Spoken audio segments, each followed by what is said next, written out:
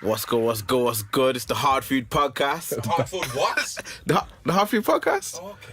What did you sound like I said? I don't know what he said. No, take two, man. Take I two, knew he was man. going to say take two, you know. Take two. What is he doing? I'm trying to switch it up, innit? Yo, what's good, what's good, what's good? It's the Hardfood podcast. Back again. Because I'm laughing at you. Back again, my name is Juice English. Saxon King. And this is episode 35. Yeah. Just make sure everyone subscribes to the YouTube. Get all that out of the way. Press the button. That should be down there somewhere. SoundCloud. The new SoundCloud, if you haven't already. And iTunes. At Hardfood Podcast on all social media platforms. All of it. That's it, innit? Yeah. Facebook as well. Find us everywhere. LinkedIn, Google Plus, Apple Music. We are there. You might as well say MySpace. MySpace as well. I might create that tonight. Bebo. I knew that was I knew that one was Yo, fam, did you have a high five account? I did, you know. I You did. remember High Five? Yeah. Yeah, that must be like that was when I was quickest, deadest social media. That's like Pixels, isn't it? Yeah. Yeah, That's follow us how old you everywhere. are still. I'm not old. No, I'm joking. Got a special guest in the building. Yep. Goes by the name of Chey Dunkley. Is it Chey or Chey or? I want to say Chey properly. Dunkley in it. Chey Dunkley in the building.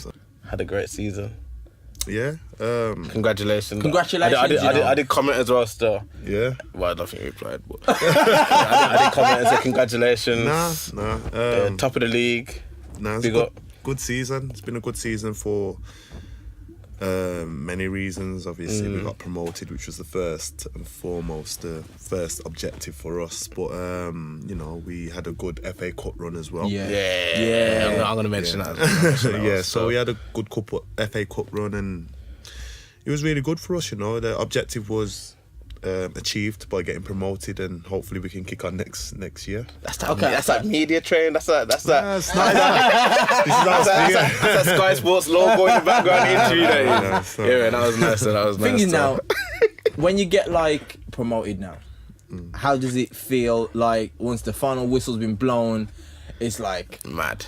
Yo, we've done it. How did you feel at the time? Well, it was, to be fair, we got promoted first. So we got promoted first, and I think that was, I don't know, for me personally, it was more of a relief. We've done it. We've got promoted. And I felt a little bit more better than actually going up as champions, because we went up as champions like two games after, if I can remember correctly. So, you know, just to know we got automatic promotion straight away, that was the main, like a big sigh of relief. Yeah. I mean, we had to dust ourselves down after that, and then, you know, say, all right, the next objective is to try and go and win it, because it would have been an injustice if we didn't win the league, because I thought that we were you know, the best team in the league. Yeah, it was close as well, isn't it? It was close, yeah. I think Blackburn 2 points. 2 points, yeah. So they had a good season as well, and they got promoted. But yeah, it was just, we just wanted to get over the line and go up as champions, because, you know, going up as champions, it you know, for the next season, it builds confidence and stuff like that. So you know, I'm obviously ecstatic to get promoted, go to the championship, and then hopefully, you know, touch wood, it's a good season next season as well. touch wood. Okay. I'm messing about with it. It's playful in this. Nah, but the thing is now, looking at it, do you think, as a defender, how many goals did you score this season? Scored 7 goals. 7 goals. Jeez. That's a good return, you know. Yeah. Now, as a defender, do you feel like extra? Like, don't get me wrong here. I think, you see me from years of playing football and watching football, blah blah. I feel that obviously the strikers do get, you know, the plaudits, but winning the league, you gotta have a good defense. You know what I mean? Because it's great having, you know, Cristiano Ronaldo up front. But if you're conceding 15 goals like every couple of games, you're done. How does that like give you confidence and build you forward going into next season? Yeah, well, I think it is 25 or 25 clean sheets. That's I might be wrong. 25 clean sheets? That is big. In so many games, I think it was. It's not all in the just Not the all in domestic, the in the league. yeah. In the Oh, FA Cup. Nah, that's not big that is though. big, Yeah, you it's know. good. It's good. Brilliant. And I think we kind of. That's big, that's yeah. FIFA 18 numbers. That is, you know. Well, we were fortunate to have a good squad as well, because it's not just down to the back four and the keeper. Yeah. Everyone says, "Oh, clean sheet back four keeper." It's not just that; Yeah. it's the whole team. I think the whole team have done well, and we based ourselves off trying to get clean sheets because we knew we had the attackers to go and get goals. So it's good. Obviously, I'm a defender, so it's good for me in getting a clean sheet, but. Like you said, moving forward into, it's a higher league, different demand. It's going to be hard. So next season, I'm not saying, we're going to go and get how many clean sheets. Yeah. We will try and prepare ourselves to make sure that we're solid. But it's a new challenge, and we should be up for that. We should be That's up big, for that. man. But we're done well. We're done well. So when like the manager and the players all say like, focus on each game at a time, like game by game. Yeah. Is that true? Yeah, I don't know if I was a footballer, I'd be thinking, okay, December now. There's a bit. I'd be thinking about that like the cup game. Then I wouldn't be thinking about the game at the moment. I think I'd be thinking way ahead in the future. I say to say as well, like even like with the promotion, not to say in a cheeky way, but at a certain point, did you like know that you're just gonna get promoted? Well, you've got to have confidence in yourself that you're going to get promoted, and within yourself you go like, we've got the team, we've got the staff, we've got the facilities, and we've got the players for this League One, and we obviously did believe that. Otherwise, I don't think we would have done it. But it is important that you don't get too far ahead of yourself, because if you don't take it game by game, you do start to think, next game it will come. You've got to take it in. No team in the league was pushovers. There was teams that might not have had as talented players as us, but they still could pose threats. And there was teams that we did get beaten. We didn't go the whole season without getting beaten. So it wasn't. You can't bypass teams. For instance, you can't just look at a smaller team and say, we don't. We're gonna beat them easy. We need to focus on Blackburn, because that team still can beat you. But I just think it's kind of. I remember like when Pep and Man City were like 15 points ahead. Like, we haven't won the league yet. Everyone's like, you have. You won. I think Man City to us is totally different. They're out of their world, out of this world. I was saying that. But I know. Saying that. Yeah. Okay, we beat them on a one-off game. Let me load up the good shots. We beat them, and we're obviously over the moon for that. I mean, he probably couldn't have got any better. I know he couldn't have went any other way. Maybe luck was on our side as well. We say that, but you know what? We've done well, man. Because I watched the highlights again earlier to just refresh my memory, and it wasn't luck, man. Nah, the keeper, it, like the keeper as well, made some mad saves. I don't know his name, sorry, but he made some saves. Listen, I think, like you said, when I say luck, I'm not saying our abilities. Sometimes you get the rub of the green. You understand? Like certain things might happen in a game that a ricochet and then it falls to Aguero, and if that happens, he scores, and maybe it's a different game then. I say luck in that sense, not that we just got lucky. It was. We had a game plan and it worked. If we was to play them again, it might not. We might not be able to execute it. You know what I mean? So what's it called? Rubber the green. Yeah, I've never heard that before. Never heard that before. Nah, that's like it's like the clover, like green clover. Or is it something to do with the pitch? When I say rubber the green, what is rubber the green? Just when things go your way. Like the four-leaf lucky clover and that. Kind of like that, but it's a football team. Is it like you know what? I don't know where it comes from, but I just understand the phrase. I'm going to start using that. Okay. Rubber the green fam. No. Yeah, rubber the green. Okay, let's rewind it though, because like. Okay.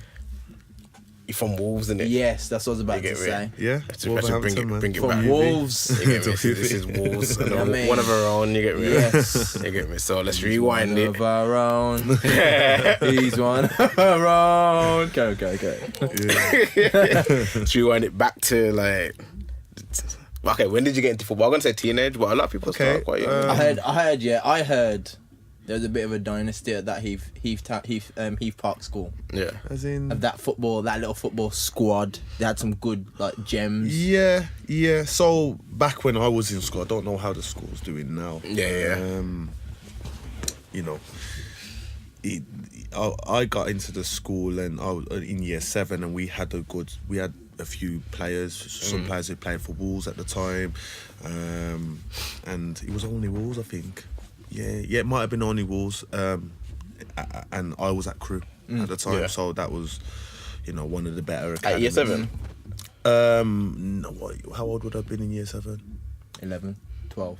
So I weren't at Crew in year 7. When I was in year 8, I think I would have been going to Crew at those times. Yeah, but there was other players that were other schoolmates, but also were at Wolves, and this is only academy times, obviously.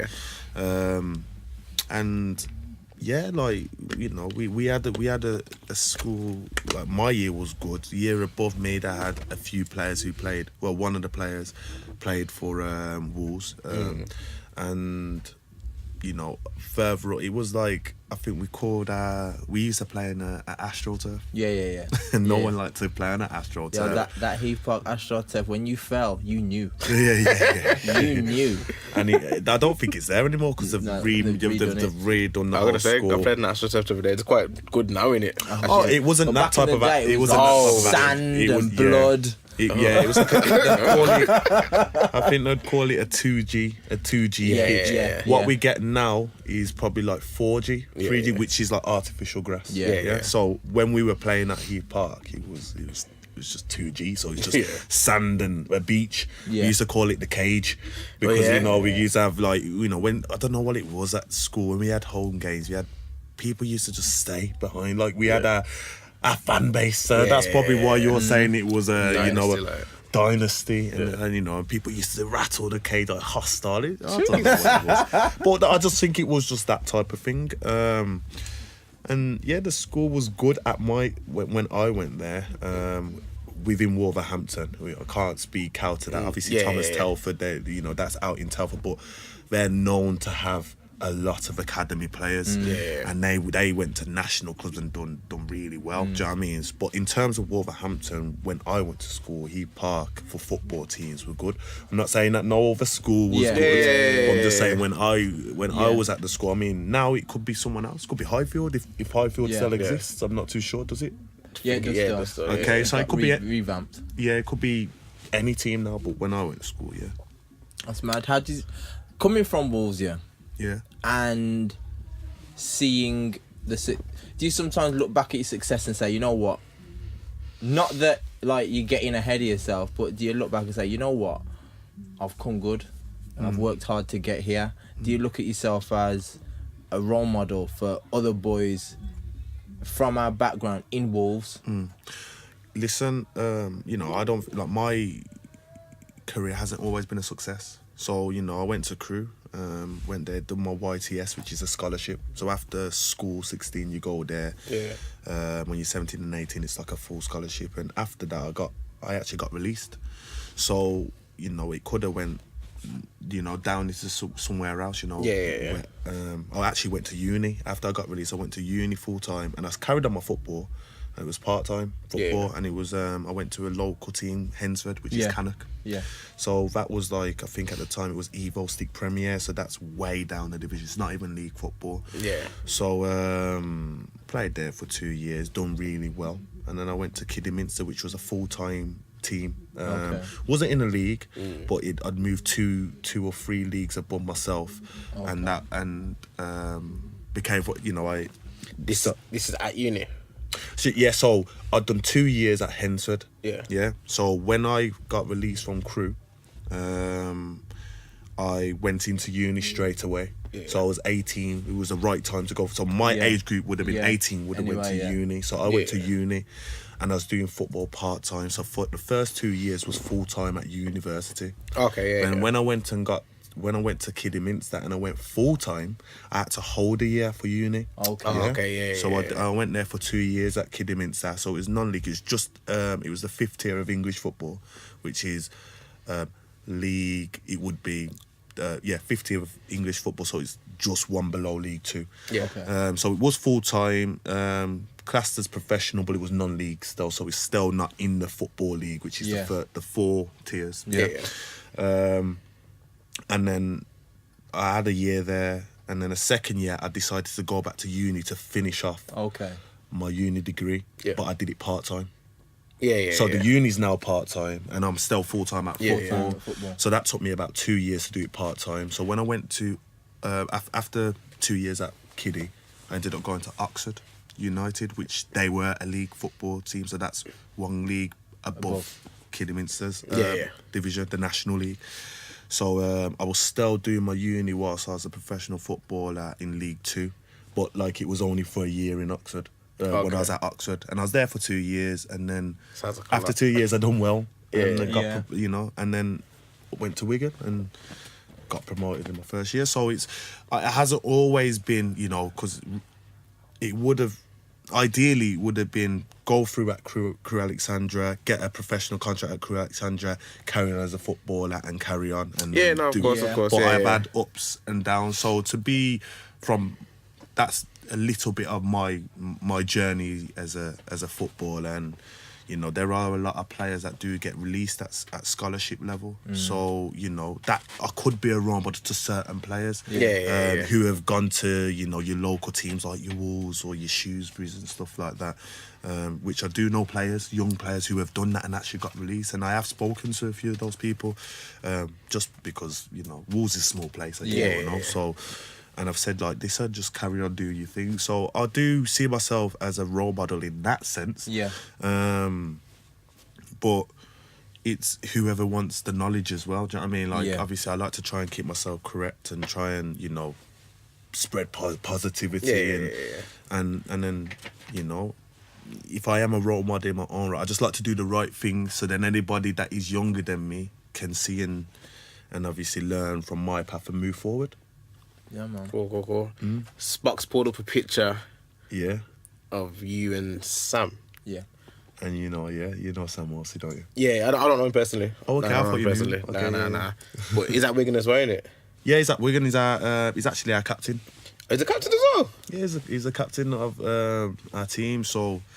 But you both got promoted this season as well, isn't it? Yeah, we both... Not promoted, I mean, you both got brought into Wigan. Oh no! So he was at Wigan. I think it was. He was at Wigan 2 years before I got there. Oh, okay. So he's been there.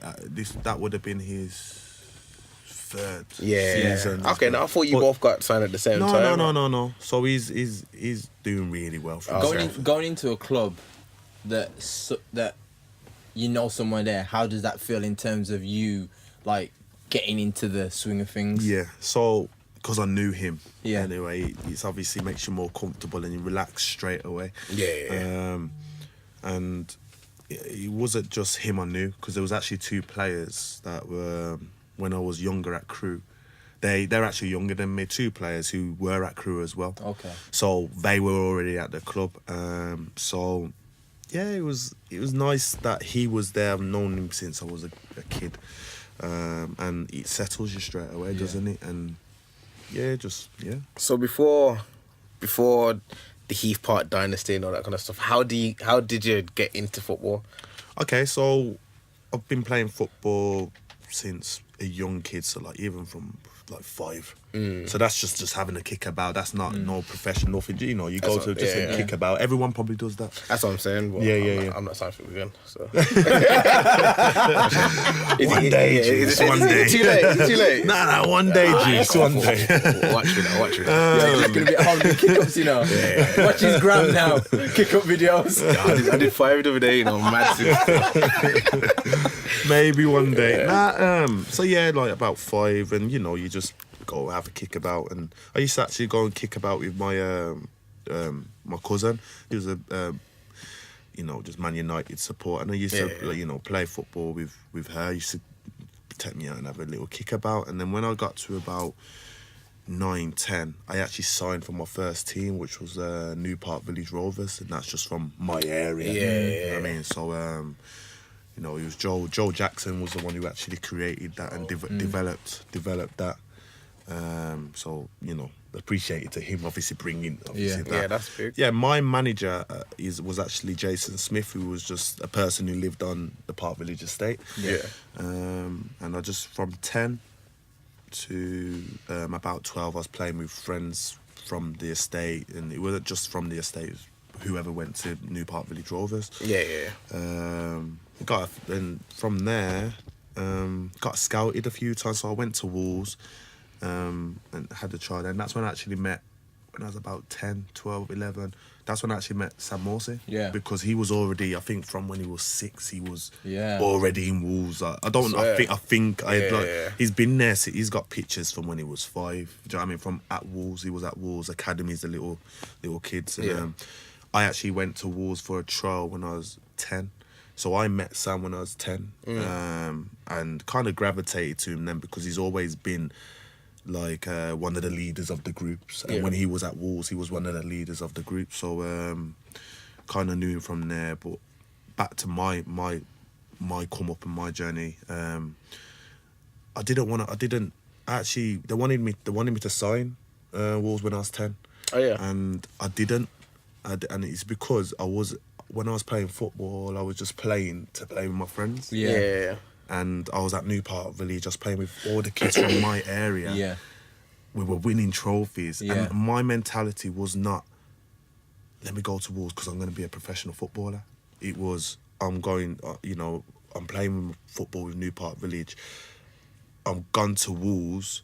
And yes, I've met friends, but it's not the players that I grew up with. Not my boys. Yeah. So I was 10, that was my mentality when I was 10. Yeah. So I wasn't thinking about being a professional footballer. That's so I didn't mad as end well. up... So go on. I'm saying because you probably would even thought, you wouldn't have been thinking about like the money side of it then even. Well, no, because you're 10. Yeah. I've been playing football since I've been like 5, and so I'm not thinking about that. I'm so just full of love of it. I'm looking and I'm watching football on, the Giggses and that's who were in the Prem at the time, and I was watching those type of players. You know what I mean, so it's just to play football. So when I was 10, that wasn't my mentality. I think when I got to about, I ended up playing for New Park Village, and then I got to about 12, because not everybody gets trials. Yeah. I got a trial for Wolves, and I was there for ages, and I actually ended up signing there because I realised that when I was 12, like, actually, I'm progressing and I want to play with players on my level. Yeah. Do you know what I mean? So it was then. It wasn't because I wanted to be a footballer. Yes, I was at Walsall at that time when I was 12, but it was, I'm playing with people at my level. I'm testing myself now. But when I was 10, it was just, I just want to win trophies. Yeah. Do you know what I mean? And we're better than everybody. So yeah, got to 12 and then just got a bit more serious from then. And then, That's sick, man. That's sick because, like, you've been playing football all your life, then basically. Yeah. Basically, yeah. It's mad because, like, you can't. It sounds like something you can't just get into. No. Like, But what I'm saying is, when I say I played football all my life, I've played from. When I say this, it's not like. I mean, it got professional when I was actually 12, and it's not. Yeah. But before, but yeah. yeah. Okay. It's still a long time. It is. But what I'm saying is that it's the same thing that an average boy would do. Just go and play football. You used to play football. Do you know what I mean? People played football. Yeah. It wasn't because you didn't go, like, I'm going to the park because I'm going to get scouted. When you're 8, you just went to I'm playing with my friends. And that's all it was. Okay, then. So when would you say that you actually started, like, working hard? That's what Harder. Okay. Yeah. So, obviously, I was playing for Walsall. I was there for 2 years. And then, it was like 2-year contracts that they signed. And then after Walsall, I went to Crewe. Yeah. So I was about, if I get this right, it might be right. I probably went to Crewe when I was about 13, 14. Yeah. And then from Crewe to I was there for 2 years, and then it gets more serious when you're up for your scholarship. That's when you leave school, because that's when money actually gets involved. When you get your scholarship, it's not much money. It's just small money. You would probably get money if you went back then. It was EMA. Do you understand? Yeah. but I don't know if that doesn't exist anymore. I don't know. Yeah. Okay, we were all. I think the government axed it. Yeah. So. You know, I wouldn't say it was EMA, but we got paid. And it was small money. I'm talking very small money. Do you know what I mean? And that's when it really got serious. You know, when you're up for your scholarship. So when you're 16, 15, you know that, right, you're going to become full time now. You're not just coming in twice a week. It's going to be Monday to Friday, scattered Saturday games, Sunday recovery, and now you're doing what the professionals are doing. So at that point, that's where you got serious. Maybe about 15, 16, I started to, you know what, I need to get in the gym, get myself get stronger. I need to do extra stuff. And bear in mind, when this was happening, I had friends who were in other academies, so I could train with them to get myself ready. Like your Sam Morseys and at the time it was like Nathan Rooney was playing for Wolves. So is those type of people that I was surrounding myself with, because we were all doing the same thing at different clubs, but getting ourselves ready for the scholarship, and that's where we got serious. Question now. Is just the question just out there, like, because you're focused on football, yeah. What is the importance of your family and friends around you important to like keep you grounded and to like keep you just like have a touch of reality? I think so. I think I'd like to say that I'm brought up with core values. Everybody should really get brought up with manners and stuff like that. So these are things that you get brought up with anyway, regardless of being a footballer or not. But keeping you to touch on what you're saying regarding like your circle, it's important. It is important to keep have friends that you are with. Now, when I was 16, 14 or whatever, I have friends, but I don't really speak to them, not because I'm not talking to them now. It's just they're doing their thing and I'm doing my thing now. If they was to message me, of course I'd holler, okay? Do you know what I mean? That's fine. If I was to see them out, I'd say hello. But I just think when you grow up, you do, you go on your own avenues. So that happens, and then I meet friends. I might meet football friends. I might meet just generic friends. You know what I mean? So I do keep in contact with people from my school. Where if they do holler out and speak to me, it might be through Instagram or Facebook, and I just, have a general conversation like, how are you and whatever. But I have got a friend that I've known from school time, and I still would go out with him and do so. So he's probably one of my closer friends, and it is important to keep your circle, being the same circle. But I don't think it's a bad thing, meeting new people. Because everyone's on different paths. Do you know what I mean? Like, you could have a friend from when you're 12, 13, but now he's working in Wolverhampton still, and now you've got a job, and now you're working in Manchester, so the connection breaks down. So it's always good to make new friends. But I do believe, where you come from, sometimes to have people who are good people who are around you to keep you level-headed. That's normal. So how long you've had off as a break? How long have I had off? Because it's end of season, that kind of... Yeah, so it's off season at the moment. That's it, off season. Yeah, so we normally most clubs get about a month and a half. Sometimes it can vary. But usually what happens is that once you break up from football, you have like about 10, 15 days off where you probably don't do anything. You relax because you've had a long season. And then people training off season. So, So did you fly out anywhere?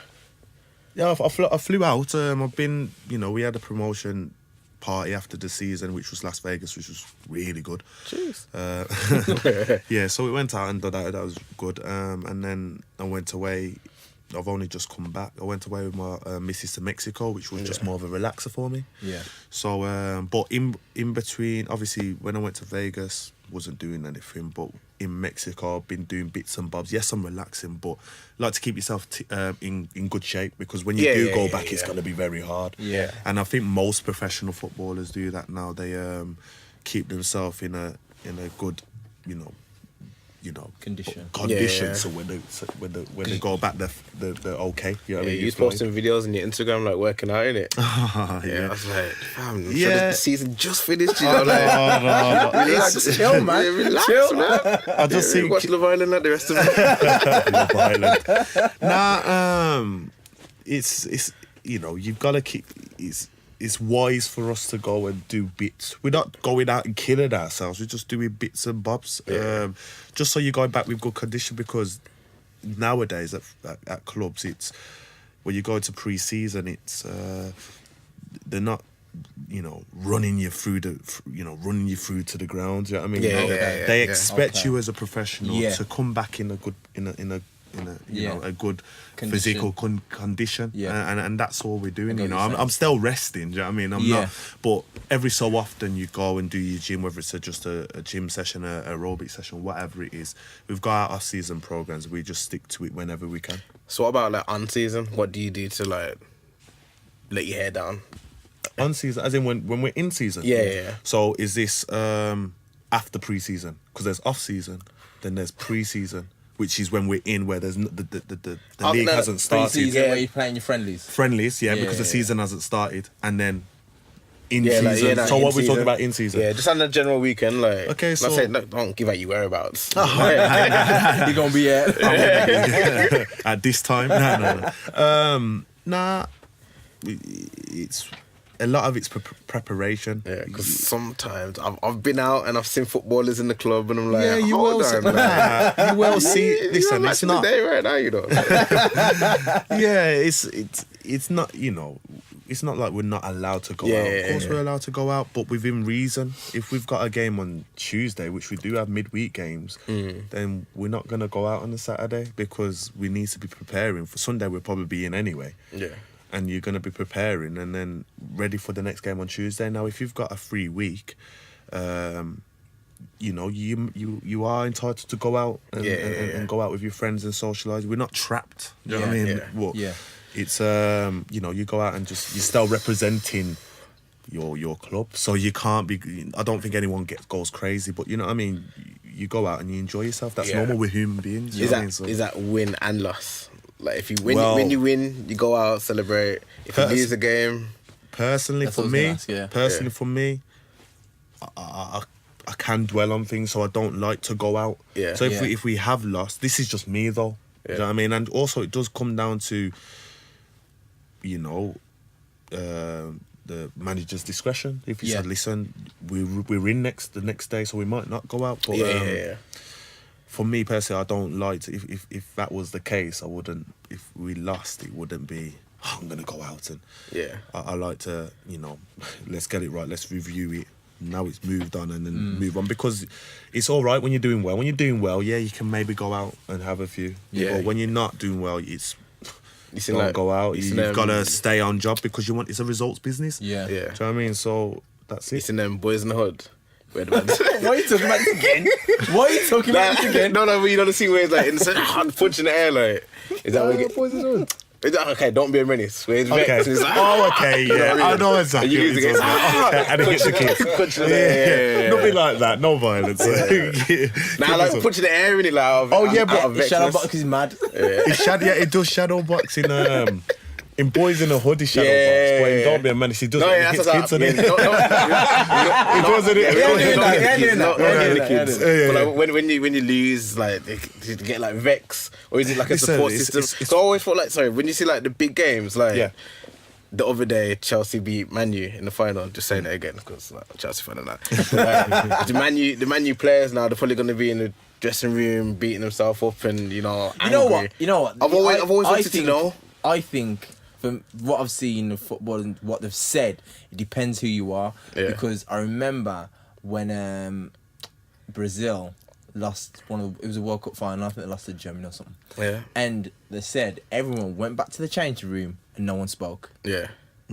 And because the magnitude of the loss hurt that bad, everyone understood what was going through everyone's mind, so they didn't need to say it. It's like when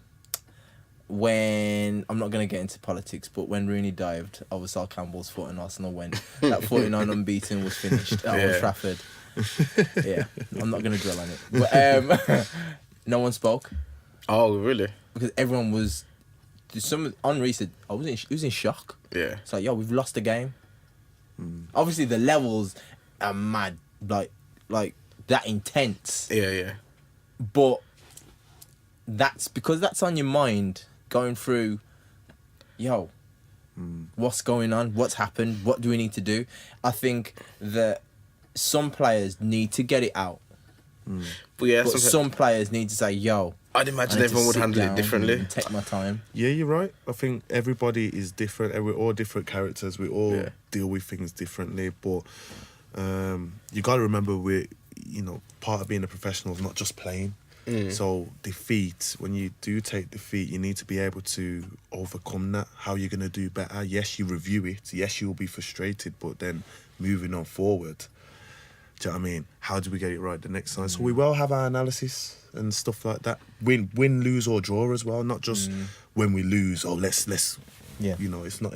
That's just trying to get us better. It's always about progressing and being better. So it's not just, I can understand, when, you think you get frustrated and, we refer it back to Chelsea and Manchester United. Yes, Man United would have lost, and I'm sure for the first 2 or 3 days it would have been, we had an opportunity there, but they've got to move on. They need to be able to analyse the performance. Okay, where can we do better? And move on. Of course you're frustrated, but you've got to be able to overcome it. Otherwise, we probably wouldn't even be professionals, because you'd still keep making the same mistakes. You'd be like, I think professional means more than what you do on the pitch. Yeah, it is. Being professional is definitely more than that, because that's just one aspect of the job. Of course. You know what I mean? Yeah, you're too nice with these answers, sir. I want to know who's throwing towels across the room. And... No. Now, to bring it to music, okay. Yeah. Obviously, we're friends on Facebook. Yeah. And you've got views on certain music that you like and whatever. Yeah. Last week, this Pusha T and Drake tiff was going on. And this week, J Prince has done all this little press run saying, oh, the beef's dead now because we said so. I mean, now, what is what do you think of it in general? And what do you think of this J Prince thing? First of all, I think Pusha, I think he had a plan, obviously. From the get-go, he had a plan. I think he said what he had to say. And I think it has been tit for tat on certain tracks. Yeah. But he said something that was going to lure Drake out. And Drake's done a really good track for him. Yeah. Everyone would say that, his wordplay on it and how he raps on it and what he says on it was sick. But for him, Pusha obviously replied, and we know what happened with the reply. You probably even covered it already. Yeah. He's replied, and he's got a bit personal, and that's what happens in rap battles. Unfortunate for Drake, he went personal. It's true stuff. But with the J Prince, I seen that not so long ago myself, and there's two sets of people who are either for it and are against it. So there's people who are saying, well, it's rap battling. Why doesn't he let it out? You know what I mean? It's that's a part of the culture, the hip hop culture, and J Prince quoted. He said that if he lets this out, this ends careers. Well, that's what fans want to see. They want to see. I think Pusha. I mean, what Pusha's saying. Pusha said that he mentioned his missus, and then because he's took it there, he's gone personal. You know, I think I'm not too sure. You know, I have no opinion on how deep he's gone. Yeah. But what I will say is, you know, that's a part of it. Do you know what I mean? I think for me, Pusha's winning 1-0. But Whose side you on? I'm on the winner's side. I'm on the winner's side because I'm a winner. Now, listen, I like Drake. If I'm talking, listen, I was brought up in a family where hip hop was in my household, not just hip hop, loads of different genres. But I think Pusha's winning at this moment in time because that was the last thing that we've heard. Until Drake comes back and Drake released a statement. Remember, but nobody Microsoft Word and typed up. But nobody wants. But nobody wants to hear it. Do you know what I mean? No one's gonna say, okay, well, you know what? Let's dead it because he's written this statement. Yeah. No one's gonna hear. No one's gonna hear. No one wants to hear that, do they? They want him to rap about it. Do you understand? And even if he uses the statement that he's used, rap. Use a statement, the information that you use, and rap about it, and then maybe it's credited. It's better. And that's all it is, and that's probably us as fans. Yeah, that's what we want. Now, Jay Prince is saying this can get out of hand. That's what he's probably saying. So I'm not too sure about it. The way, you see, for me, I'm like, you know, someone says, "Yo, this could end careers and this can get out of hand." That's him saying, if we carry on, it's gonna go there. Yeah. And realistically, there's no need for that because it's just a rap battle. Of course. But I look at Jay Prince and what he's saying, and I get it. Well, I find it funny. What do you think? Jeff is like, oh, this Drake, this is so good. I'm not gonna pull it out. But that's what you're gonna say. He's not gonna be like, oh, Drake did this. It was alright. It was alright. It was a 5 out of 10. So he didn't put it out. He's gonna be like, oh, this is the best diss track you ever heard. But I'm not gonna pull it out. You know, whatever, man. We don't even know if it's real. That's what I'm saying. So that's why it is with the fans. We don't know if it's real. Has he even come out with a diss track? We don't know, and that's why we're. Funny, Drake probably ain't left his room. We don't. Well, that's another story. That's it. You know what I mean? Right there. That's it. You know what I mean? I mean, listen. I listen to Drake. I think. Do you listen to Drake? We all listen to Drake. He's made some good tracks, but I just think, you know, he's just losing 1-0 at the moment. He probably can still go and address it, but he's losing 1-0 because we haven't heard this reply. Awesome. We haven't heard it. Career-ending reply. So I think if anyone can spin it, like, if anyone has the most options to spin it, it's Drake. Yeah. Because I think no other rapper can put out a statement. For one, I think Drake and maybe Chance the Rapper and Kyle and, you know, them rappers there can put out a statement and be like, oh, went too far. You know what I mean? Yeah. I don't like Jay-Z couldn't put out a statement. No. You know what because I mean? Jadakiss couldn't put out a statement. Only a certain Well, you're talking about rappers that are hardcore. That's what I'm saying. So if anyone can spin it, Drake can spin it. Drake can spin his way out of it. You know what I mean? That's why it's I just feel that looking at it, I think one, Drake's on his weak point. Because if you've gone at him like this and Jay Prince has had to step in, then this is kind of like you've injured him. Injured him. And for the big homie Jay Prince to step in and say what he said, it's like, yo, when's this gonna end? And what I thought this week as well was like, this isn't what you need before you release an album. Exactly. No, it's not what you need. But that can be related to Pusha. Yeah. Doing that at the time. Yeah. Because he knows this is he's not focusing on battle. He's focusing on my project. Yeah. So he's come out at that time. Now he's had to divert. He's gone back to his project, and now Pusha's come out with the most coldest reply.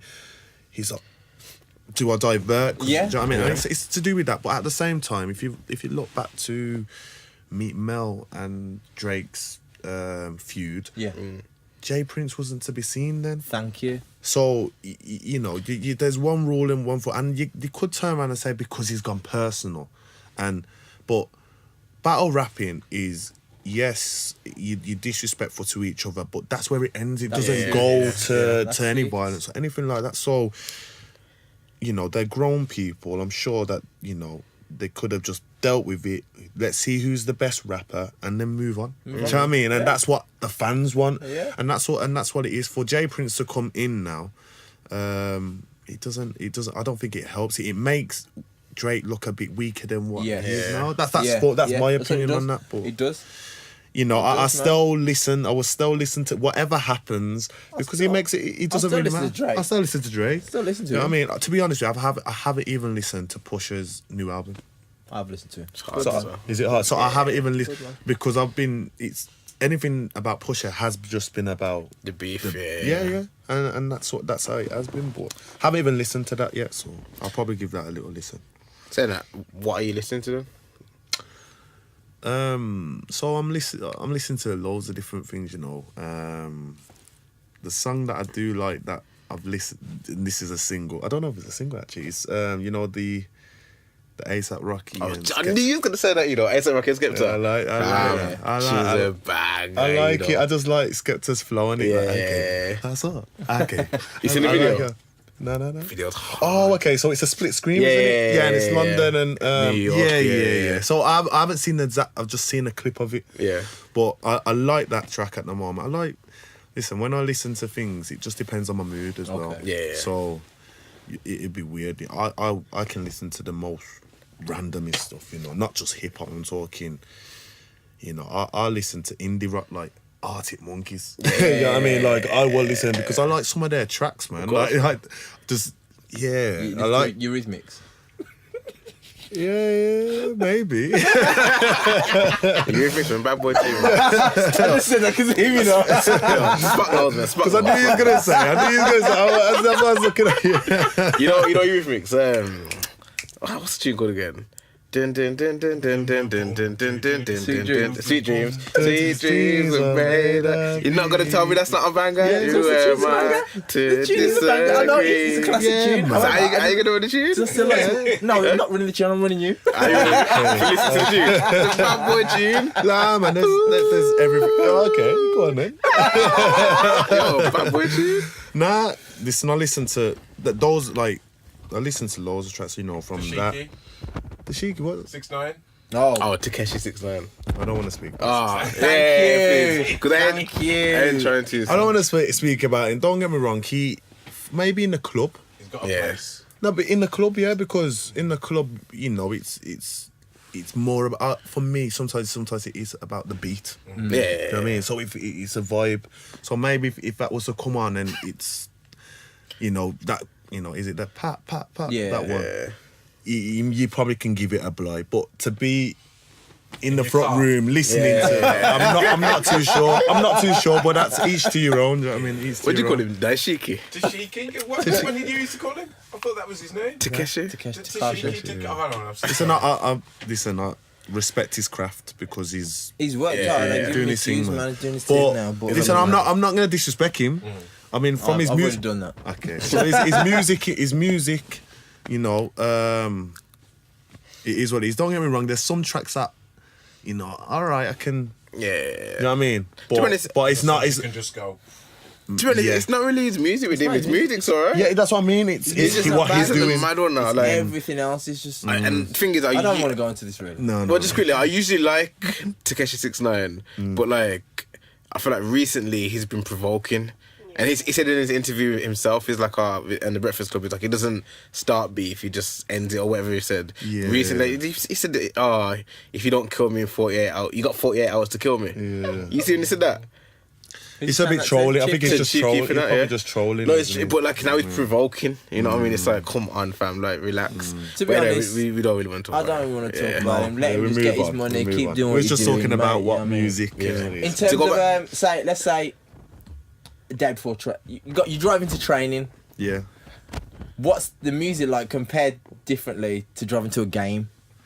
Okay, so you know what? To training can be all sorts because I've got everything on shuffle. Yeah. So that could be anything. But in terms of I actually got specific tracks Yeah. that are probably well listened to Before the game. So and just little things. Just You can't tell us, or is that like? Is close it- to the heart? You don't have to, but you can. But if you did. I always want you want to hear it? No, I just like I want to know because I know some people like have the hype tunes, but some people surprisingly have like the mellow tunes and like yeah. Well, I've Coldplay. I'll and tell you like, one of my tracks that I play. So I play I think it's Krypton Conan with Emily Sunday. Okay. Don't know how I don't know.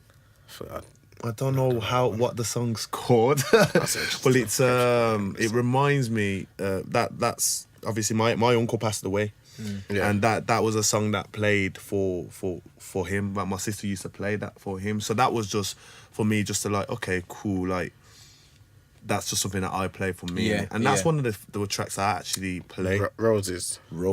That's the track.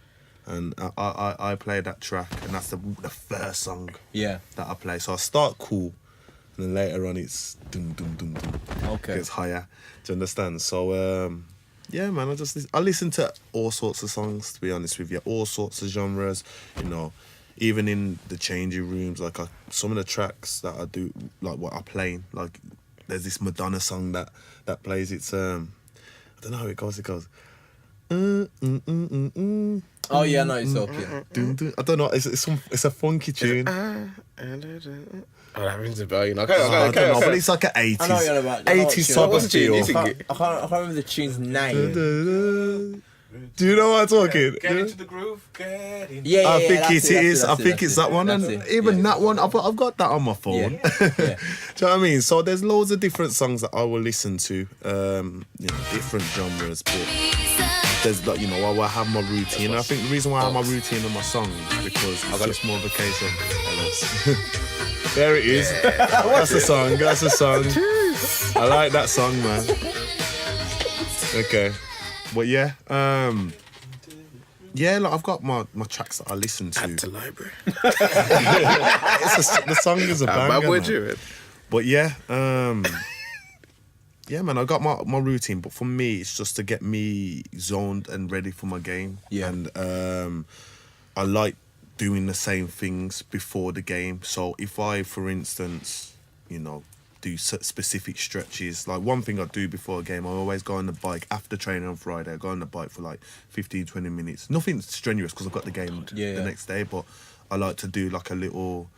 warm down thing. Yeah, warm down, and I'll do that on a Friday. I won't do that with every single day through the week, but I'll make sure I do that on Friday. So I just like to have similar things set leading before the game, so then I feel exactly the same before the game. Yeah. So then when it's repetition, you know, you can never guarantee a result, but you can try and give a good performance. Yeah, I hear and what that's you're what I saying do. And that's with my music as well. There's other things that I do. Yeah. You know, people can say it's a bit of superstition. It maybe is, but these are just things that I just like to do before the game. Stay just consistent, yeah. Yeah, and that's you it. got like the rabbit's foot and that. Rabbit, what? The lucky rabbit's foot. You never heard of that? No. You heard of rubbing the green, but you ain't heard of the lucky rabbit's foot. Have you heard? Have you heard Yeah, of you know that? what? Unfortunately, I know what he's talking about. The People rabbit's have- foot. You know, a some lucky people rabbit's do. foot. Some people say it's lucky. They have like a keychain. It'll be like a rabbit's foot on it. Okay, that's the first I've heard, you know, that one. Lucky rabbit foot. The lucky rabbit foot. I don't know if I'm going to use that one. Maybe if I hear it more and more. Look a foot. Nah, man. No. No. You ain't got like the lucky socks. Nah. There's people have weird superstitions. I don't think I have anything that's weird. I'm just saying that I like to do things the same repetition. Yeah. Because if I have a good performance, then I think, okay, what did I do before that? Yeah. And it's not just the day before. You know, you want to try. This is probably generic for everybody, but you want to train well through the week, because then you feel I've trained well today. In the game, I'm going to do well. Yeah. Whereas if you're doing poor and you're not doing the things that you normally do, when it comes to the game, you might not perform. Have you ever missed like missed anything off your normal ritual, pre-game ritual? I have missed certain things, Yeah. and Easy. if I have a good performance, or if I deem my performance it was okay, I won't say anything. I won't even. Okay. Okay. Cool. Yeah. But if I did do anything where like, it's because I didn't. Yeah. Sometimes I think like that. Not all the time, but sometimes like, I'm gonna make sure I do that next week because that's just how I work. Now I don't know if I'm. That's just how I work before my games. But there are things that when I talk about things like it's like little things like bike ride and I always jump in an ice bath on a Friday, and I don't like ice baths. Yeah. But because you get ice baths as well. I don't like them. I don't like them, but because it's all a part of just the recovery in it. So I just think make sure that I'm recovered properly and little things like that. So I make sure I do it for a specific time. And So the thing is weird because people talk about that ice baths and that, and I've never had one. It's just that I walk around like for 4 days of the week aching. Yeah. And I just get used to that pain, consistent pain. And then I think, okay, I gotta try this today again. And I'm already in pain, but I still got to do it. But I just continue, and it's like every day I'm in pain, but you just gotta carry on. But I think an ice bath would be a lot better. Or those cryotherapy bad boys. Yeah. Have you seen them? No, what's that? Yeah, man, they're like, them cryotherapy where you jump in, it's like only got your head out and everything else is freezing. Yeah. Like them, but you got for your legs in it. Oh, okay. Sweet. That'd be good for a leg day, but I'm sure the cost like 10 All sounds grand. mad. All sounds very mad still. But yeah, man. I was gonna say, well, just so we're not ruling out the rabbit's foot though. I can get one. What's wrong with you? Get one sent to you. What's wrong with you? Found the rabbit. Have you got one? Have you got it on your key? I don't play football. Like. That's what I'm saying, man. So But when I do play football, actually, okay, I usually win still. Yeah, it's not. Let me just say, it's not because of me. The way he said, I usually win. Nah, you know, I'm always on the winning side, you know. Yeah. okay. It's not because of me. No, I'm not banging in goals or anything. Because I got no ball control. You get me? But like, my positioning on the pitch, like, you get me? I play like centre mid. Okay. You get me? And I'm just like, you probably just stand there watching the game. Go, No. I'm like, yo. Who's your favourite player? My favourite player, Hazard. But that's Chelsea thing. Like he's my favourite player to. Centre mid, is he? That's what I'm saying. He's my favourite player to like watch. I used to like watching them, like Lampard. Okay. But I ain't got the ball control, so I'm just back. You know what I mean? But positioning. So you're more like John Obi Mikel. Yeah.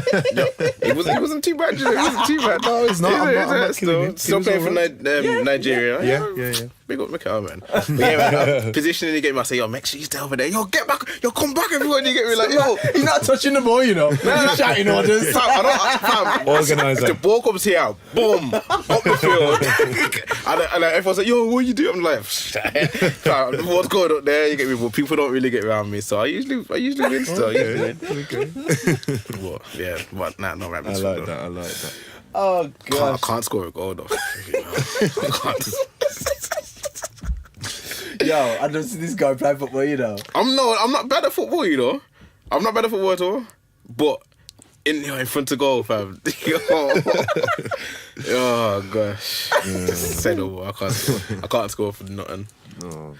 But I'm still laughing. yeah. What do you think of England's World Cup hopes? Well, if I'm being honest with you, it's since 2002. I've always, every single tournament I used to always go. I think my first proper World Cup really was 1998.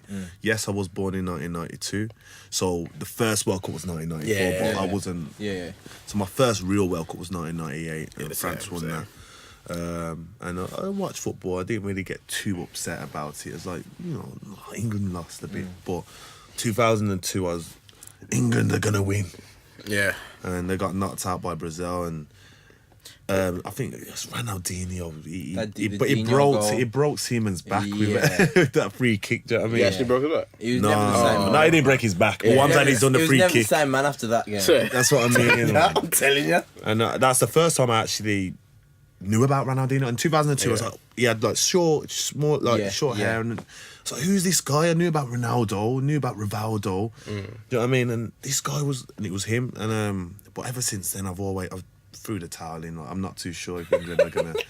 But I always want them to do well. Do you know what I mean? So this year, I think it's a totally different thing because. Go on. No, like this year is this World Cup is different for them because we haven't got the names like we have had before, like the Gerrards, the Lampards, yeah. the Scholes. We haven't got those names. You know, so I think it's young blood, which is good for us. Yeah. I'd like to think that the pressure's a little bit off us because Hope's not, you know, when we had Gerrard, the golden era, we were, they've got to win, they've got to, but this, it's not, you know, I'm not saying we don't expect them to do well. I think maybe they get out of the group, but that's the and then thing, we see, like, if they did, it wouldn't surprise me if they got out of the group and did well, because I think the pressure's off. It was not like it was back then. I don't think the pressure is. I wouldn't know because I'm not in that scenario, but I don't think the pressure is the same. So I think it's a good time for England to go with younger players, you know, newer names and young, you know, to do, you know, prep them for years to come. Years to come. And so I'm not putting no expectation on them. I'd like to see them get out of the group. If they get through the knockout stages and keep going, then maybe my hopes were like, we're going to win the World Cup. Yeah. Do you know what I mean? But as at the moment, it's... You see Rashford's goal yesterday? Yeah. Really good. You see, Bad boy Really goal. good. It's just instinct turn, boom. Bad boy goal. see, like, See you later. not to talk too much about the squad, but like, who goes up front for you? Well, it's going to be Kane, isn't it? It's going to be Kane. It's 100% going to be Kane. I mean, you can't deny his ability. I know the last... Was it the Euros? You know, he kind of got slated a bit, you know, with his free kicks and stuff like that. But, you know, if we're talking about his domestic No, I'm laughing season... because he was taking corners. I was like, why you got your best striker taking corners? I don't know. But, yeah, I think he has to... He does start up front. Do you know what I mean? It's mad though, because I don't... For everyone around him, Yeah. I don't see Kane being the best choice. For everyone, for like Sterling and whoever, I don't see... Like, I think Rashford and like pace up front. Yeah, well, that's what I see. But They've got a lot of pace now. Even Vardy, he's yeah. got pace. Rashford, you know, and I think they put Sterling up there as a pinnacle at one point. Yeah. Just up there. I think who was that against? Was that against? Well, it wasn't against. It wasn't. It was against Nigeria. Was it Nigeria? Nigeria. I think they put him up. Oh, Sterling was up front then. Yeah. So he was in a forward position anyway, obviously, but. I think it's going to be Kane. We don't even need to go into that. It's going to be Kane. Like, he's a skipper, and to be fair, he's in his actual season. He's been the best striker in the Prem for the last two. Obviously, Mo Salah's scored goals and he's done phenomenal this year. But I'm talking about the last 2 years, 3 years. He's been on job. Where do you prefer? I know this is completely random. Do you prefer? This is a complete football question. Do you prefer a captain to be a defender, centre back, or centre forward? That's a good question, though. That's for a good me, question. Personally, I've always thought centre back. Defender, yeah. But then you could say the goalie, because he sees everything. Yeah. True still. But then the difference, obviously, between a goalie and maybe the centre back is he's still out. His outfield. The goalie will only go so far, whereas the centre back can actually go up. Yeah. You know, for set pieces, he'll be attacking maybe. You know, but never really thought about that. But if I was gonna say anybody, I like centre mid. Yeah. Maybe a centre mid. I say centre mid only because, yes, you can see everything from the back, but centre mid, you can do a bit of attacking. Yeah. Like, throughout the game, and you can be doing a little bit of defending, and you're in the middle of it. Do you know what I mean? So you can, but I don't think position-wise it matters. It depends on, because there's different type of captains. There's captains that, you know, your Roy Keanes that are like demanding and you know, figure. You know what I mean? And that type of captain. And there's captains that are just talent-based, like Messi. Yeah. Do you know what I mean? And it's like he would just do something that motivates the whole of the team. Oh, so okay. I'm not too sure. I haven't played with Messi. But Messi, I'd like to think that he's probably not, you do this and you that. He's just do your, you know, he'll do his thing, I'll do my thing. Do my thing, and he just motivates the team via just talent. Ronaldo or Messi? Messi in terms of talent. Like, in terms of talent and just pure, he's got to be Messi. Ronaldo in terms of work ethic, and he built himself from Man United to Real Madrid. But if I have to say best footballer in the world, it has to be Messi. Who do you support? Wolverhampton Wanderers. yeah.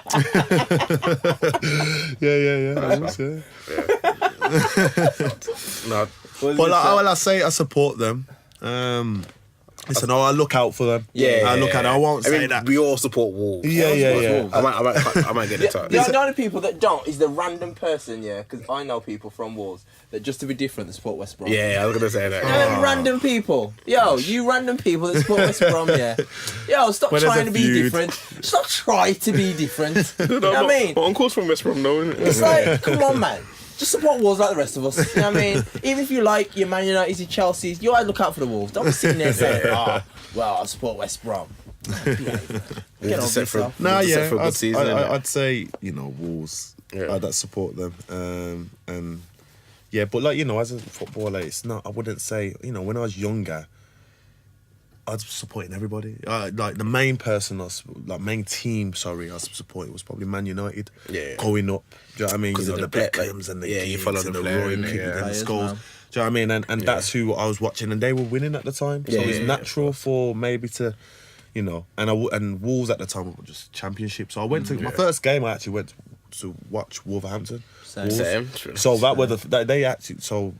Sometimes with kids, it's like, I support them from a young age, but I just watch football in general. But when I got to when I got older and older, it's like, it's just I can't support in my hometown kind of thing. I just started to I hope they do well, and it's more of that type of supporting really, and that's that. The Man City game. How can I put it? Giant killing.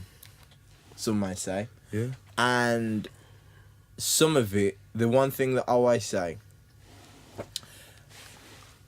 it's hard to play against a good game plan and when you're organised. I feel organisation, at times, it don't matter who you're playing, if you're organised and everyone is on job, you can beat anyone. Yeah. You can. And to be honest, that night, Yeah. everyone was on job. We were. And that's what I say. I think, you can have game plans, but certain things don't fall for you. So we were on job. We done well, man. I feel that, we knew who we were going against. We knew the type Does that of worry players. you? I think when when you think about it, like before the game, we did analysis against them and was like, we don't know how we're going to approach this. That's how we think. It's like, if we press them, they play over you. If we sit off them, they play through you. So, we was coming against a team that you're thinking, how do you, go against a Man City, a real top team, the best team in the Premiership, and it didn't worry us, but we did go into the game thinking, okay, when we did analysis, it's certain things were mentioned. Obviously, every team has weaknesses, but it was like, ooh, this is. We knew it was going to be a game just because we've got any Premiership team we would have went against. It was a tough game. We played Bournemouth, we played West Ham prior to them, and they were tough games. Yeah. So to go against the best team, it was always going to be hard. But so does that kind of relieve some pressure almost because Man City are the best team in England at the time? Yeah, of course. But that's what I mean. Just go out and have fun, kind of thing. Yeah, so that's what I mean. It depends on the mentality as well, because you might think, it's not just a case of just go out and have fun, because it means a lot to us. We want to do well, so it's not just fun. But I know what you mean. But enjoy the occasion. Go and enjoy the occasion, which we did, and it's not just for us. It's obviously for the fans. You know what I mean? It means. You can't just go out and just, it's Man City. We need to be the best professional we can be. Yeah. We represented the club. Let's try and, cause an upset. Now, the FA Cup is a competition that has so many upsets. And it wasn't just us, obviously. We was one of the bigger upsets because of how good Man City are. But there were other upsets, and it happens every year. Yeah. Next year, it will happen again. I mean, it might not be us. It might be another team. A smaller team beats a bigger team. It happens every single year. So, and we knew we had that 2-3, that 5% chance to cause that upset. Yeah. So we didn't go into the game thinking we're not going to win. Of course, we had to have gone in the game thinking, right, we've got to 20 minutes. The game plan's kind of going. Now we've got to 40 minutes, and and that's how it is. And Oh that's yeah, how- because 10-minute half time as well, isn't it? yeah. So What's the half time talk like? well, it was just you know keep on doing what you're doing. We're doing well. We've got to this point, and you know, because went to 10 man, we tried to go out and because we changed our shapes slightly, going against them, just because when we watched them, we was like, okay, we'll change it for the first half. But because when they got a man sent off, we actually changed our shape to play more freely and play how we would It wasn't the game plan just to sit in all game. Because we didn't. I mean, in the second half, we tried to, you know, impose ourselves on the game because they had the one man down. But they're so good on the ball and the possession that they keep, even with 10 men to start, they kept the ball. So it was, you know, this is what we're talking about, a team that, you know, potentially, you know, I know they didn't win the Champions League, but they were talking about doing the quadruple. Before we played them, they were still in every cup. They, you know, when we knocked them out, so it was just the treble. So, you know, we you know, it's a night we'll always remember, and it will just go down, you know, in history for our club as well, because the thing is, Wigan, before we were at the club, Wigan won the FA Cup they did. against Man City in the finals, and it was 1-0. So it's a team to say, you know, Wigan may be a bogey team for Man City, but we, you know, it's our team now, and we were just happy to beat them, and we had decent cup run. That's good, man. I think that when you see I think sometimes when you're watching football and you see some of the way the players play freely, like you got your De Bruyne's, your Aguero's, your Sterling's, and some of the things like the start of the season, the way De Bruyne was playing, it's a wrap, you know, for everything. He come on, didn't he, on the game? So, you know, some big players were playing, but he come on last 10-15 minutes. And the balls, he was like Royal Mail. He was delivering passes. honestly, he was delivering balls into the box where, you know, as a defender, you can't touch it, because if you touch it, you think, I'm going to score an own goal. Or he was whizzing past you that fast.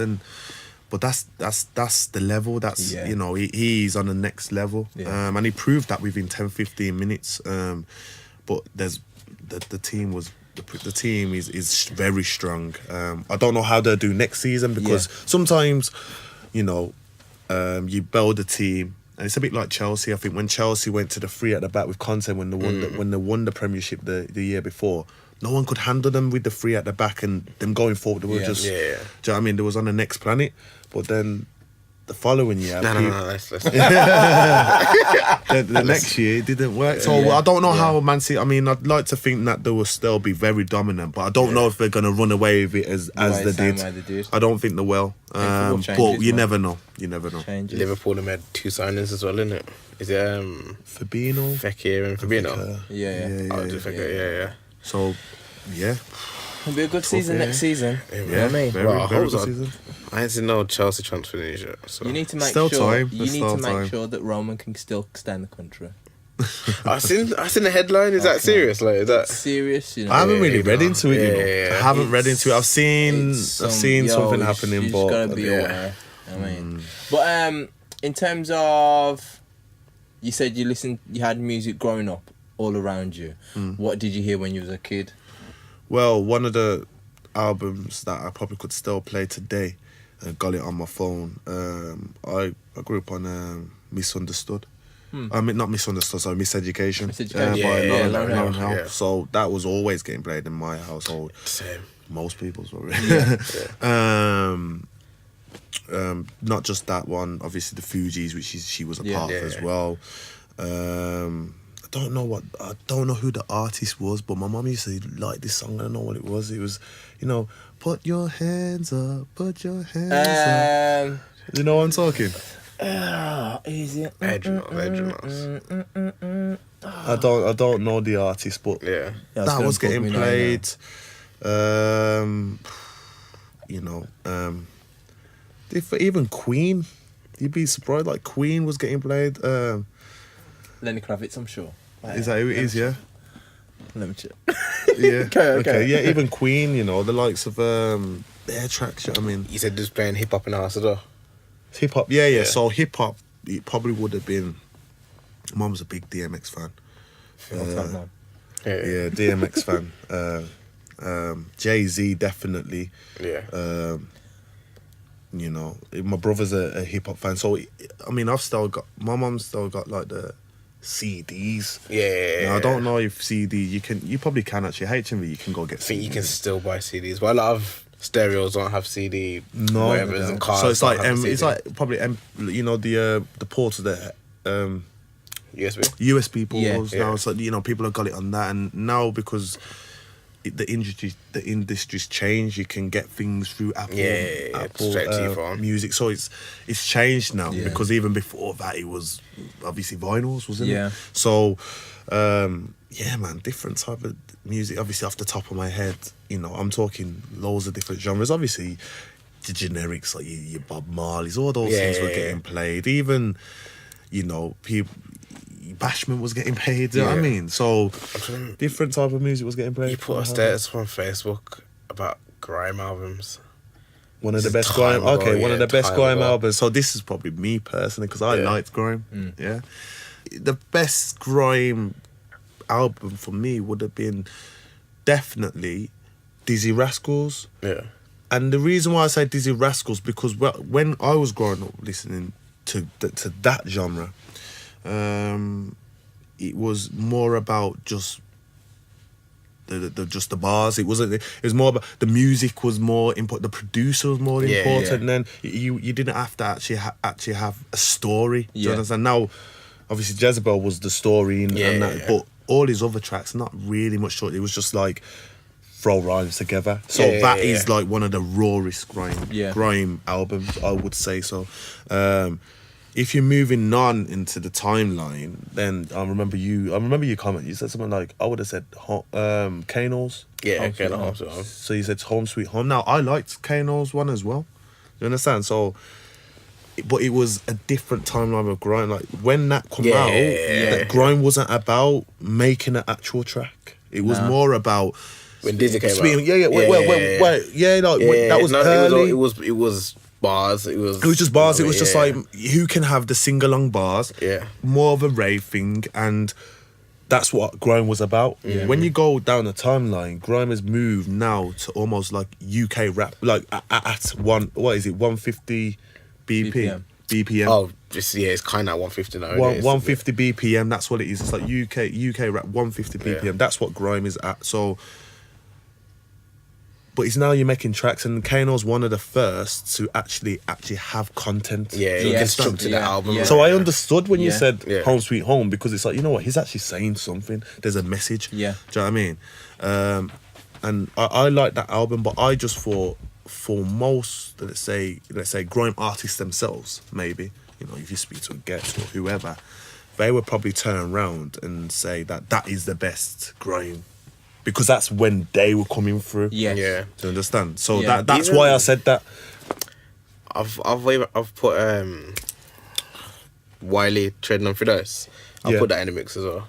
Yeah. I listened to Treading on Finesse and I wasn't sure if it was better than Dizzy's or not. So the thing is now, when Dizzy's came out, it was like a new platform had just been open to grime. Yeah. Because everyone was used to going to raves and seeing them spit, but no one was on that platform yet, like that, on that scale. And for the success of even I Love You, the fact that I Love You was like for so long, and then people seen it on the TV were like, yo, this is on TV. Yeah. Was it, what, Channel U at the time? Yeah. Yeah. Oh yeah, AKA's finished now, R.I.P. AKA. But yeah, like for Dizzy, I just think like just to reflect on what you just said, I think at the time, because it was such an underground thing, when he got into the mainstream and he kept it real, basically, with what he was, because it could have been watered down, it wasn't, and that's why people might say that's probably the best grime album. Do you know what I mean? You know, if you Chipmunk, I've heard Chipmunk gets probably even Kano himself. That's the best grime, and that's probably because they've like come through listening to that. Do you know what I mean? Now the Wiley situation, referring back to you, like I listened to Wiley, but if I did listen to Wiley, it was probably on sets and stuff like that. I didn't really listen to him like I listened to Dizzy. So there's got to be different type of grime people who would say, yo, Wiley was my man. Yeah. When I was Dizzy. You know what I mean? Because after Dizzy was, crazy and all those type of... You know what I mean? So it's one of those, but, I think what I said, I think it was Boy in a Corner, and then my second one for me is Calm Before the Storm. Man. Gets in it. Yeah, I remember you said that stuff. And because it's so close, but it's not close because that's still raw. Because grime, I don't think grime can go back there. No. Nah. It can't go back there because then people are like, oh, you're just talking rubbish or you're not speaking. So it's always going to be like track, content within it, but that was close to that, and that's why I thought that was one of the better grime albums. I think that even now, I still don't think that the mainstream understand how good of an MC Gets is. Oh no, Gets is different, man. He's like, people don't know. No, they really don't get it. And I always remember, I've rinsed this tape. I remember I rinsed the tape. It was Get, Kano and Skepta. And honestly, he was just next level. He was next level. And don't get me wrong, Skepta was good, Kano was sick, but obviously Gets was just another level. And because Kano and Gets were going back and forth and obviously they knew each other's bars that close, Gets was just different grave. He brings a different energy. I think he's one of my favourite artists in terms of the grime side of it.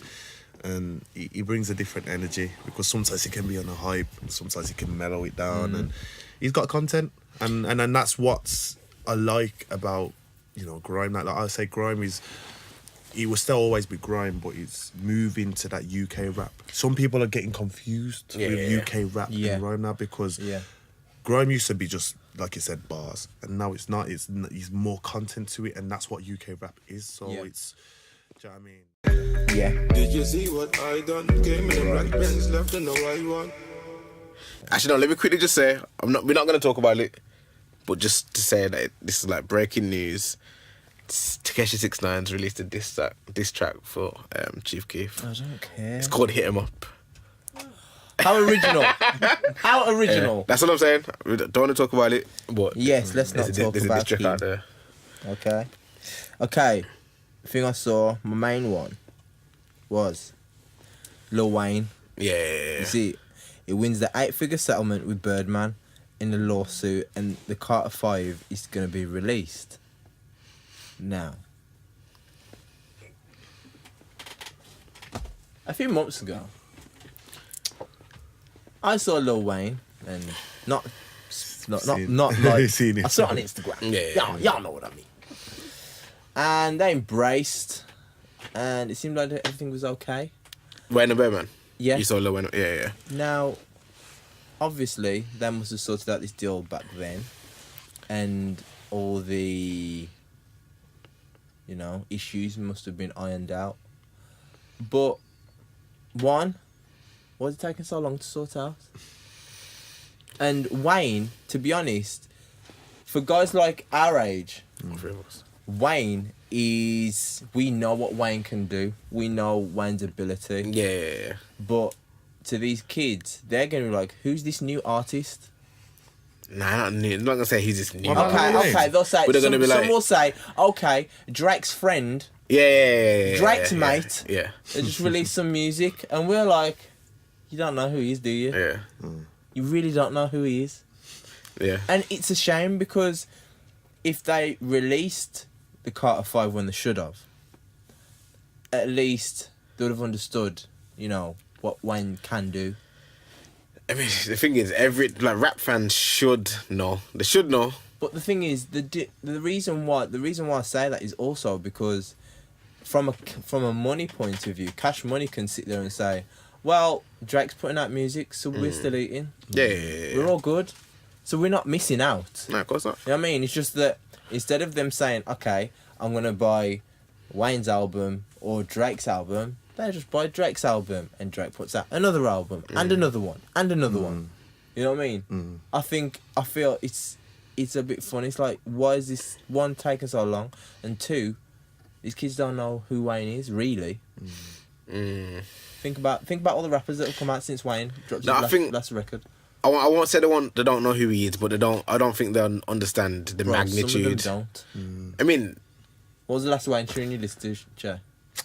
But he's been on features like with Justin Bieber and Khaled last year. It's always had them dotted. I didn't really listen to that though. No, but I mean, like I'm saying, like the young fans. What was the last tune you can say? I think the biggest thing was it's probably the one I can remember is a Milli. Is it a Milli? Yeah, that's probably the last one. Yeah. But there might have been a track after that, but I'm not too sure. I mean, there was a feature actually that he was on with Chris Brown and Nicki Minaj. Where, Only. That's what it's called. Oh yeah, that one. Yeah. So I remember him on that as well. Yeah. It's been dotted around over the years. He has been dotted around. So I feel like the kids should at least know who Lil Wayne is. But they won't understand that at one point he was on top of the game. But these kids' minds are like sieves.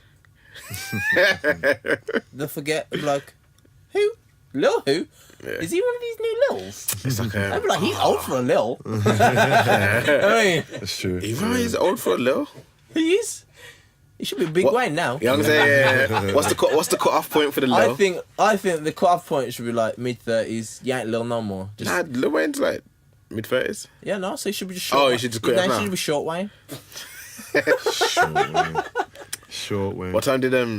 What year did Lil Bow Wow drop the Lil? I don't know, you know. Yeah, he's been Bow Wow for a He's time. Bow Wow. He's been busting Bow Wow for a while. Yeah, actually, no, Shad Moss. No, yeah, he just dropped the whole Bow. Did you watch Like Mike? Yeah, big boy film like Mike. Did you watch it? Yeah, that's Bow Wow, isn't it? Yeah, when he was younger. Lil Bow Wow, Lil Bow Wow, yeah. Lil Bow Wow, yeah. So, yeah, man. I think all this as well, for me, all the verbal thing that Rick Ross has said about the whole issue. Like in the past. Yeah. About this deal with Wayne. I'm like, yo, none of that needed to come out, really, if business was done correctly. Yeah. Well, You see what I'm business. saying? I remember seeing at the start of the year, like you said as well. Like I remember seeing someone said, "Oh, Carter 5 is coming out this year." I think Birdman said it. The Carter 5 is definitely coming out this year. So that was back in, like I said, January. But So realistically, that sit do I down's been want in the there. Carter 5 now? I do. Do you want the Carter 5 now? Or do you want the Carter... If it comes out, I'm not gonna be. You're not gonna run to it? Yeah. You know the funny because thing it's for been a me, while. I was getting sick of Lil Wayne, so I was literally like, okay, I want Carter 5 to come, then I'm just done with him. And Carter 5 ain't come, so I just can't be done with him yet because I need an album to come out so I can just done with Lil Wayne. You get me? Like that's how I feel. You get me?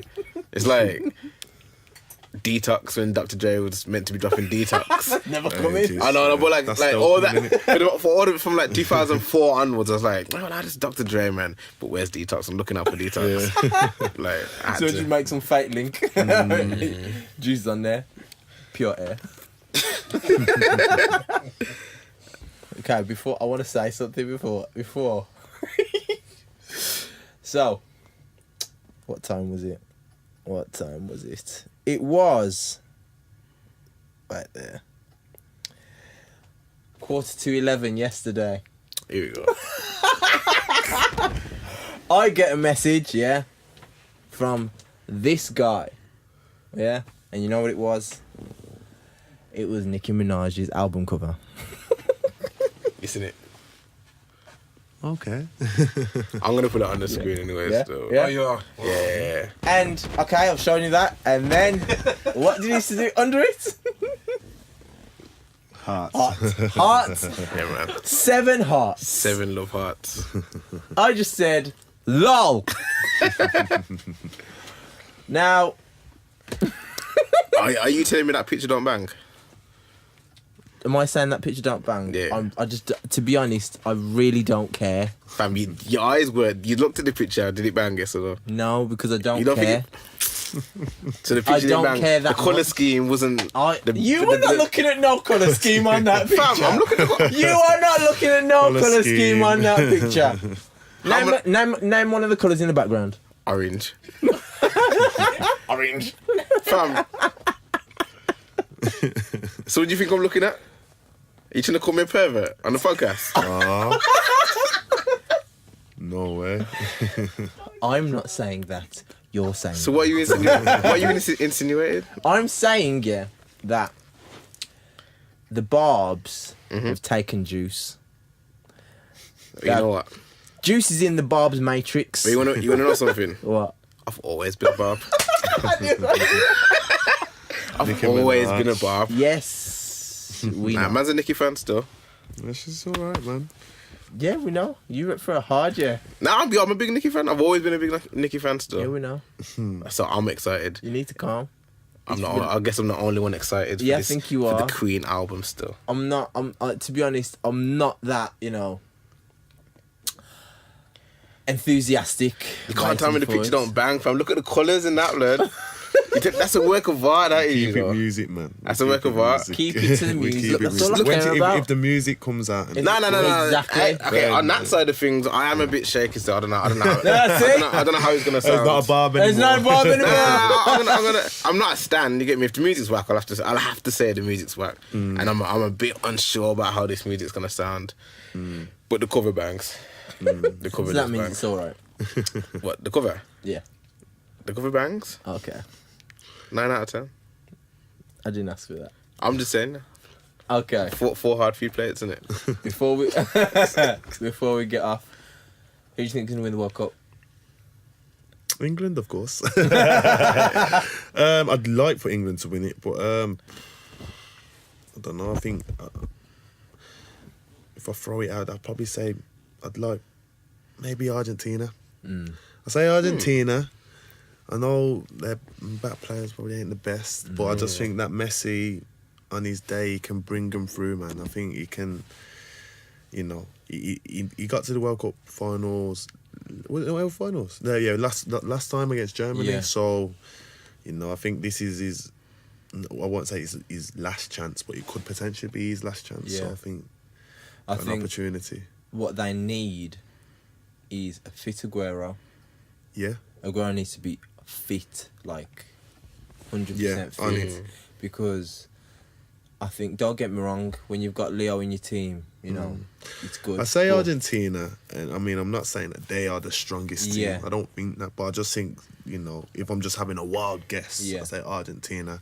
If we're going off past, it'd probably have to be Germany's always Germany, strong, aren't they? yeah. So, Spain. do you know what I mean? Don't want to say Germany, but Spain. Yeah. Do you know what I mean? So they've got strong players, but I just like to see maybe Messi lift the World Cup. You know what I mean? Maybe. How about you, Juice? Who do you think is I going to win? can't call it, I can't call it. Like, I feel like it's just impossible to call. I'd like for, don't get me wrong, I love Brazil. Yeah. I love Brazil. Yeah. But I don't know. The only thing with Brazil is their defenders aren't as tough as they used to be. When you still have players like Lucio at the Yeah. back, it's like, yo, you're not Food, conceding. yeah. You're not conceding. Yeah. Even Desiigner in goal, you're not conceding. And that's what allowed the flair players to play. Do that thing. But because they're not that strong, it worries me. And because there's so much pressure on Neymar, I think, you got to have... it wasn't just Ronaldo that was in that great team. Yeah. You had other players that were Yeah. of that calibre. Yeah. Now, obviously, you got your Coutinho, your Firminos and Fred, but everyone's got to be on the same level.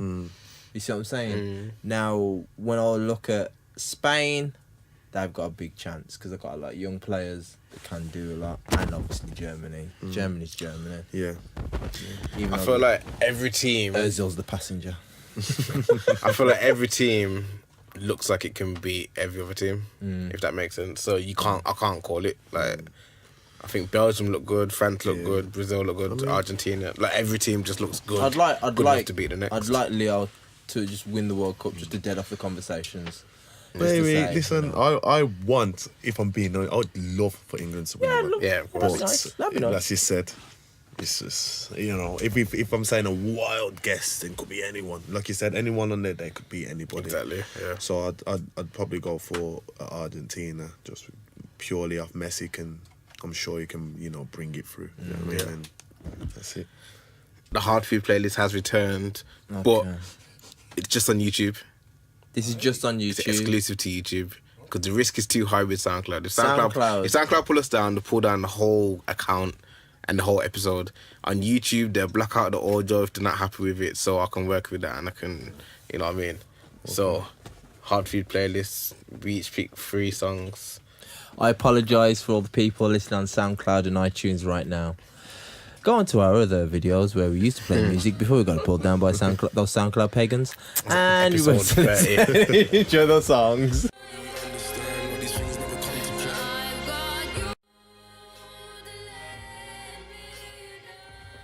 Alright, and that's my 3 tunes.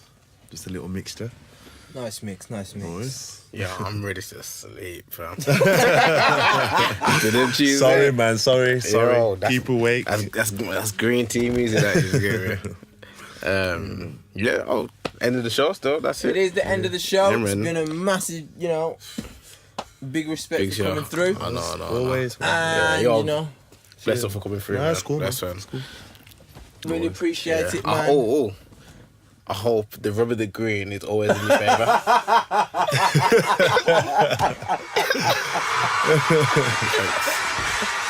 And he still said it wrong. I hope the rubber the green is always in your favour. No, I hope you just get the rubber the green. It's rub. Rub Yeah, of the rubber green. the green. No, Rub. I've been trying to search it, find out. Rubber the green. Yeah. The green. get the rubber the green. I hope you get the rubber the green.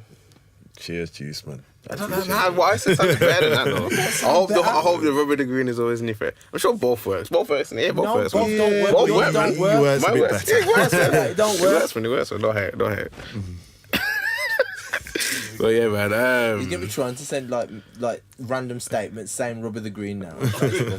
I am. I definitely am. But yeah, man. Episode 35. Are you sure, Juice? It's 35, isn't it? I'm just asking, are you sure? Why are you trying to phone me off? Everyone trying to phone me off. I'm just making sure because it's been a long go, isn't it? 35, it's nice. I know, Yeah, yeah, 35. What's that, like 7 months in? Something like that, innit? Man's out here, Yeah, man. Episode 35. Thanks for listening. Tune in again next week. Subscribe every way you can. YouTube, SoundCloud, iTunes. Apologise again for the people who did not hear the playlist tunes on SoundCloud and iTunes. You can see them on iTunes, and the ones that they don't like, no, you can see them on YouTube, should I say, and the ones that they don't like, they'll blur them out anyway. Yeah. Big up, to Mohammed. I seen him in the week. I was wearing my Kendrick Lamar hoodie. He was like, "Oh, you like hip hop, yeah?" I said, "Do I?" I'm currently part of a podcast. Do I? And then literally got round the corner, man subscribed straight away, still message man and that, so I was say big up to my man, Mohammed still. Yeah, man. Forgot the last name, so just Because every single person that, Name Mohammed. screenshots that they're listening to the podcast, puts it on their Insta story. John, Nicole, there's bare people. Are these actual people? John, Yeah, Nicole? these are actual people. Actually know them. Actual people, yeah. You tagged you on the status yesterday? Oh, was that John? Yeah. What's that? You see this guy? What's that, John, See innit? this guy? So rude. Man, what's that John in it? And Nicole. And big up Mohammed. Yeah, Mohammed as well still. Yeah, man. But yeah, man. And that is that. Oh, man. Peace. Big up.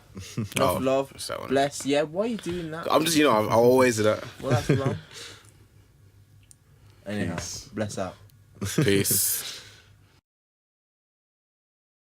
Yo, what's good?